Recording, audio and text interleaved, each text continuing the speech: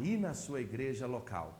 Por onde começar? Como nós vamos fazer isso?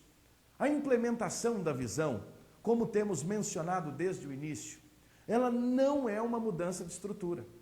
E aí nós queremos mostrar uma seta de retorno ao Novo Testamento a partir de princípios que vão gerar uma visão, que teremos uma estratégia que será respondida através de uma estrutura.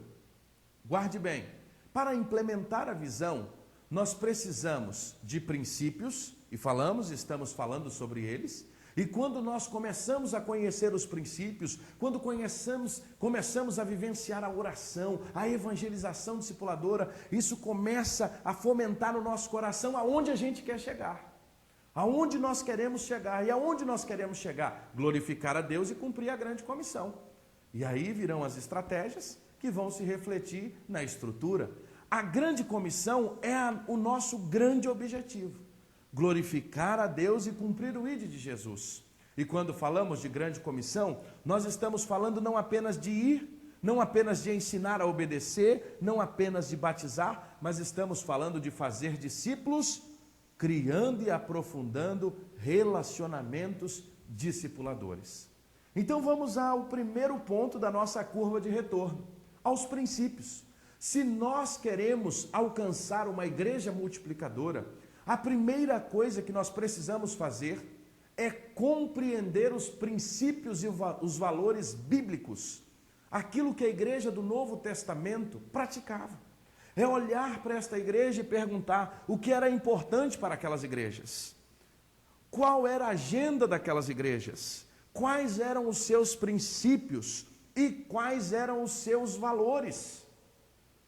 Nós precisamos começar a ter essa reflexão, começar a levar a igreja e pessoalmente como pastor fazer essa reflexão, porque o primeiro ponto nós veremos na implementação para que tenhamos a igreja multiplicadora é termos um pastor multiplicador.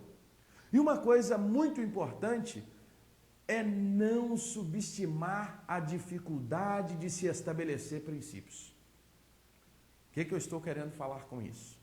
Às vezes, quando nós falamos sobre oração, fazer discípulos, formar líderes, plantar igrejas, compaixão e graça, às vezes isso é uma linguagem comum na nossa teoria, mas nós subestimamos e nós não praticamos.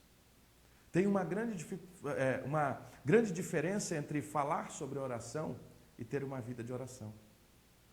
Tem uma grande diferença entre falar sobre discipulado e fazer discípulos.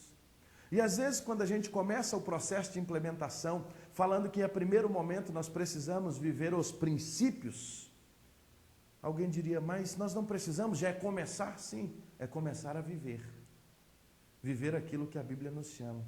É um resgate de uma prática do sacerdócio universal dos santos. Se nós não entendermos que todos os crentes são chamados e têm condições de ser discípulos multiplicadores, nós não chegaremos a lugar nenhum. É olhar para as pessoas e confiar nas pessoas como Jesus confiava.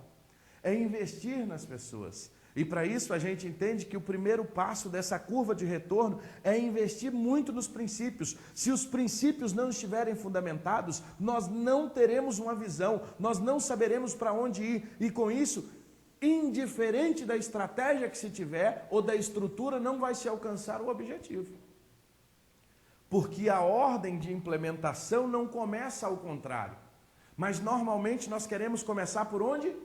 Pela estrutura. Às vezes, quando nós ouvimos e participamos desse seminário, o que é a igreja multiplicadora, a gente já quer voltar para a igreja e já começar logo os pequenos grupos, mas a igreja ainda não entendeu os princípios. A igreja ainda não sabe e não tem o valor do discipulado como prioridade. A igreja ainda não tem como prioridade uma vida de oração. Como nós vamos mexer na estrutura? Como nós vamos falar de estratégia se não tem visão, se não tem princípio? Então, o primeiro passo é ter princípio, é valorizar os princípios, porque mais e mais, enquanto nós investimos nos princípios, voltar às Escrituras, o Senhor está falando ao nosso coração. E quando o Senhor